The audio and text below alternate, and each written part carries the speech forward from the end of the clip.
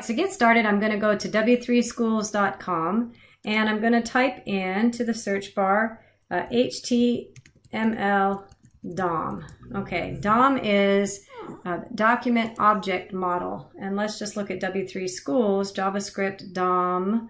This is where I want to be. JavaScript HTML DOM. So this is a good reference. It turns out that, let's see how this works. It says that the HTML DOM is a model constructed of a tree of objects. Now these are things we've already been working with. You've already been dealing with lots of different elements in HTML, such as the HTML element or a body or an A tag or a form or all of the elements that you've already been working on.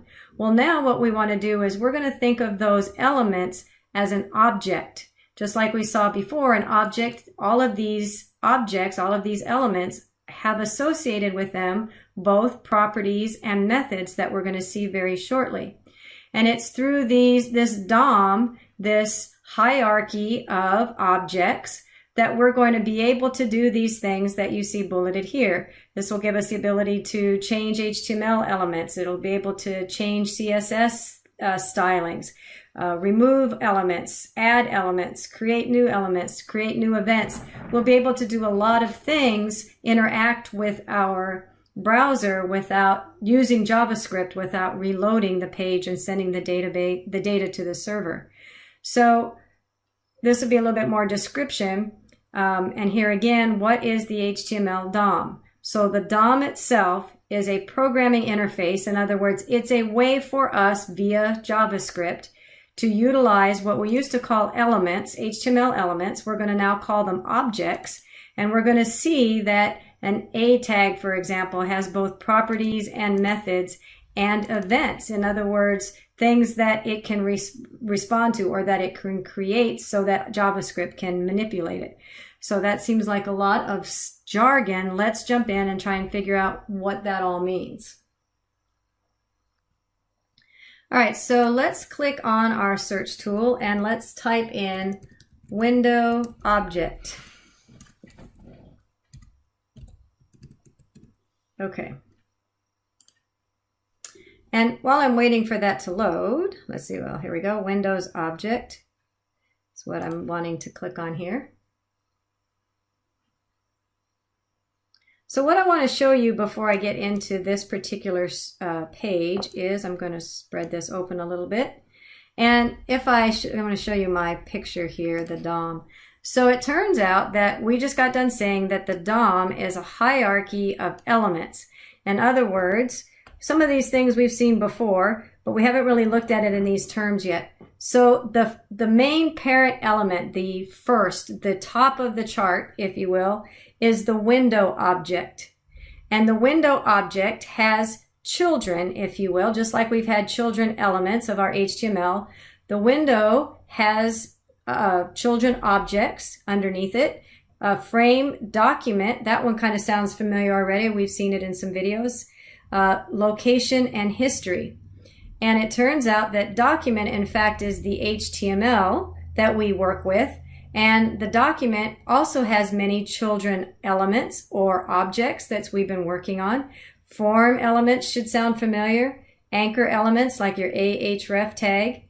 Images. There's lots more that are listed underneath it. This is just a small subset, but you get the idea. All of the elements that we've been working with are objects that are all children of the document object, that are children of the window object. So it kind of just sort of like following a tree from the roots up. The main root is called the window, and then it branches off into other large supporting branches, and each of those branches branch off into smaller branches.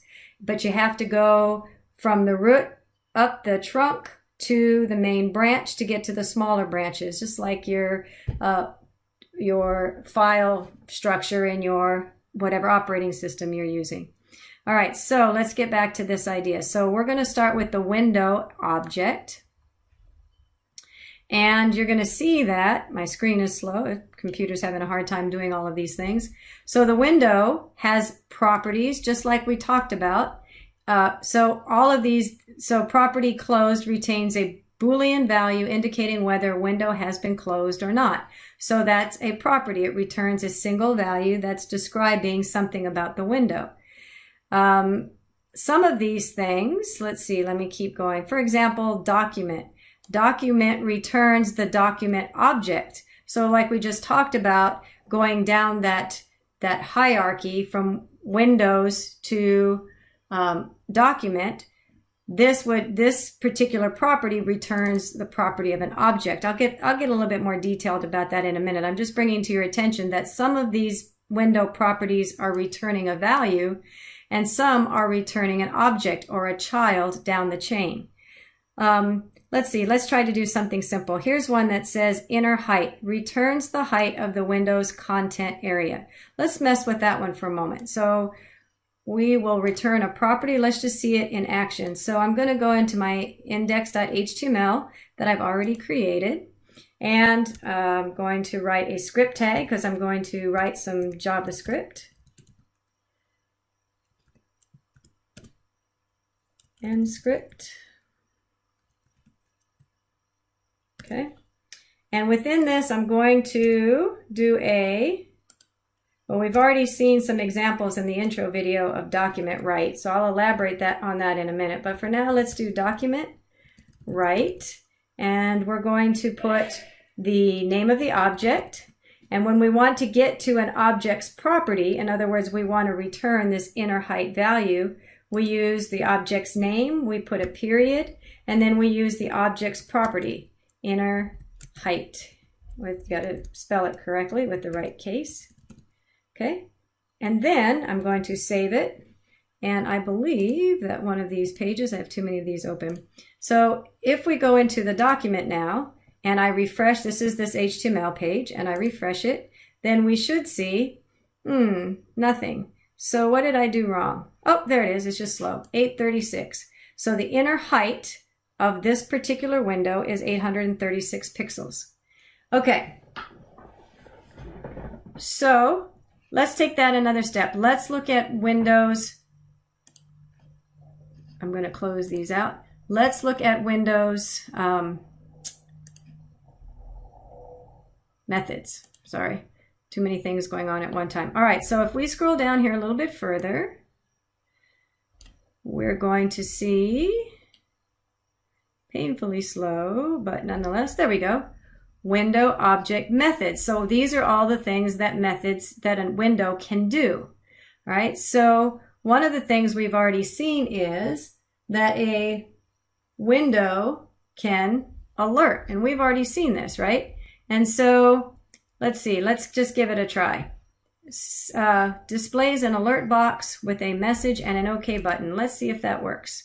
All right, so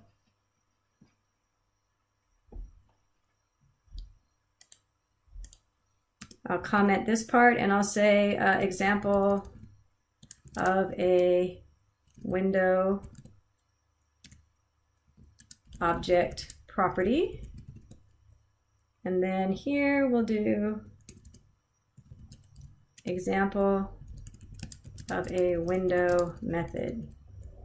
And it says we can do, I'm going to do that just like we've done here, window alert, and then if we put something in it, like in fact you could always, and I didn't do that, but of course you could, oops, go back to methods, and then if I click on the alert, it would give me some more information on how I utilize that method.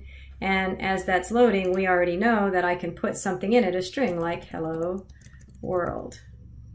And then if I save it, it gives us displays an alert box, gives us an example of how that method works. If we put a string inside the parentheses, it'll display the string. And of course, if you go down here, it'll give you more details about that. I think we've used it already. So I'm going to go ahead and launch this and see what happens. Sure enough, hello world. And I'm going to click on OK, and then we see our property. So this is a good example so far of a object window, which is our very highest root, if you will, object.